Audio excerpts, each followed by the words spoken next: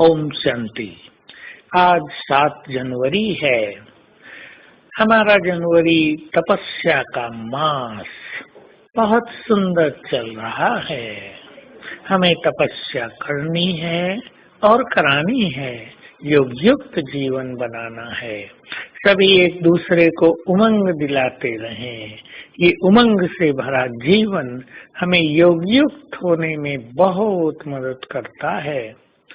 उमंग उत्साह तो हमारे जीवन का श्वास है, ब्राह्मण जीवन का श्वास है। जिन ब्राह्मणों में कुछ करने का उमंग उत्साह न हो, वो तो जैसे कि डेड हो जाते हैं। उनकी सारी खुशी भी नष्ट हो जाती है। यदि हम एक विशेष लक्ष्य को पाने की लगन में मगन रहेंगे, उमंग रहेगी, मुझे इतने समय में ये महान लक्ष्य पाना ही है, तो जीवन खुशियों से भरा रहेगा।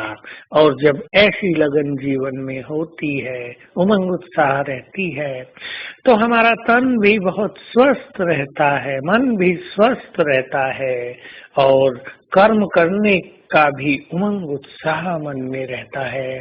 हम सोते भी उमंग उत्साह से हैं और उठते भी कुछ उमंगे लेकर हैं।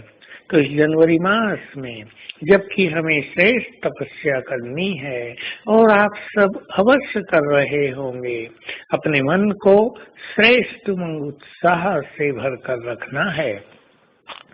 दूसरों को भी उमंग में लाना है।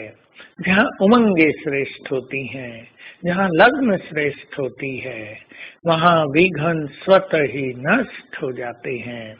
और जहाँ लगन का अभाव है, वहाँ व्यर्थ चलता है।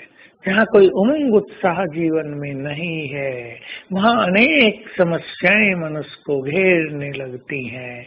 इसलिए उमंग उत्साह में रहना है और साथ साथ बहुत मधुर रहना है जीवन में।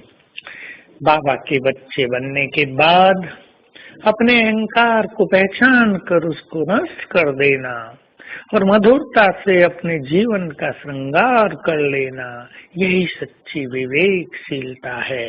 जो लोग स्वीट एंड सॉफ्ट नहीं हैं, वे योगी भी नहीं बन सकते, क्योंकि जो सरल चित्त है वही सहज योगी बन सकते हैं। जिनमें सरलता का अभाव है, जिनमें अहम का भाव बढ़ा हुआ है, उन्हें योग युक्त होना नितांत कठिन रहता है। तो आइए हम सभी सरलता से भी अपना श्रृंगार करें, इसे अपना आभूषण बनाएं। और सरल चित्तात्मा के 2 विशेष लक्षण रहते हैं।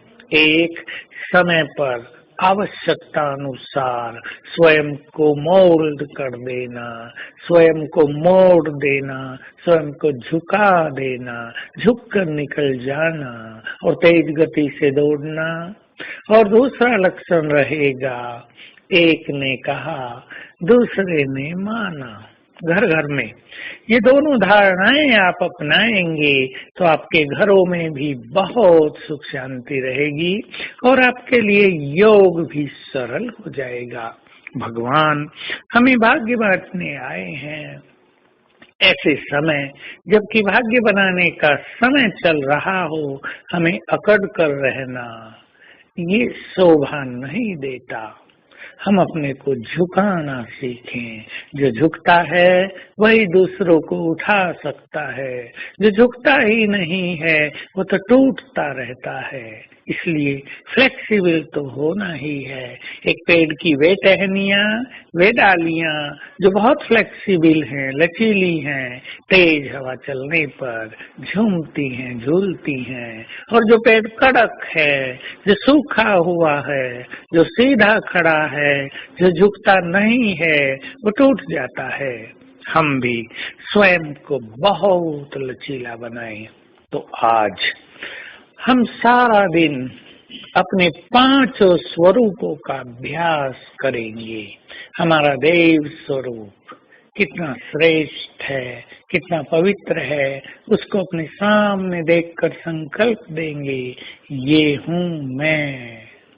अपने पूज्य स्वरूप को इमर्ज करेंगे।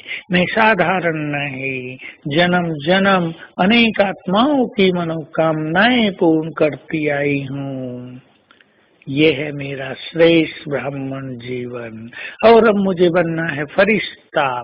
अपने फरिश्ते स्वरूप को अपने सामने देखेंगे और उसमें स्वयं को समा देंगे। ऐसा अभ्यास सारा दिन करते हुए आज अपना दिन अच्छी तपस्या में व्यतीत करेंगे। ओम शांति।